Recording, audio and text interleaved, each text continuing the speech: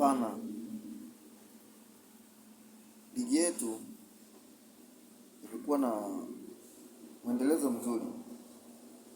Ligi yetu imekuwa na mwendelezo mzuri maana kwamba tunaweza kushuhudia vitu tofauti tofauti vimekuwa vikijitokeza ambavyo vimekuwa ni sifa kwa ligi yetu kuendelea.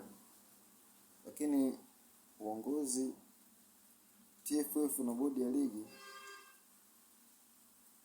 ifikie mahali wajitathmini kwa kina, kwa sababu kuna sheria ambazo zinakiukwa na kutokufuatiwa taratibu, lakini wao wamekuwa wakizifumbia macho, na hii ndio imekuwa changamoto kuu.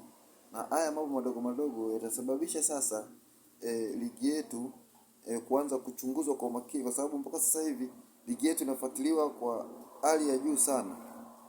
Watu wengi wanaifuatilia ligi yetu kiundani zaidi, na mpaka ninapozungumza hivi sasa ni kwamba hata ile mechi ambayo imeahirishwa jana ni mechi ambayo ilikuwa inafuatiliwa kwa karibu kutokana na maendeleo ya ligi yetu kuendelea kwa kiasi kikubwa.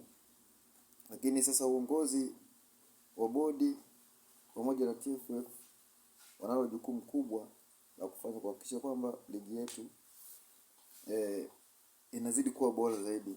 Vinginevyo tutaendelea kujizalilisha sisi wenyewe na kujirudisha nyuma pasina kutambua ni nini chanzo ama ni nini, kwa sababu ushabiki umekuwa ni mkubwa zaidi kuliko utekelezaji na ufuatwaji wa kanuni. Hii ni fedheha na ni aibu kubwa kwa taifa letu, kwa sababu tayari ni ligi yetu imekuwa ikifuatiliwa kwa ukaribu zaidi. Kwa maoni yangu nafikiri hilo lilikuwa ni jambo la msingi zaidi la kuanza kufuatiliwa na kutekelezwa kwa ukaribu. Viongozi wawe tayari kuwajibika na kufuata kanuni zote ili kulisukuma gurudumu vyema la ligi yetu kwenda mbele kama ambavyo sasa imekuwa ikisifika.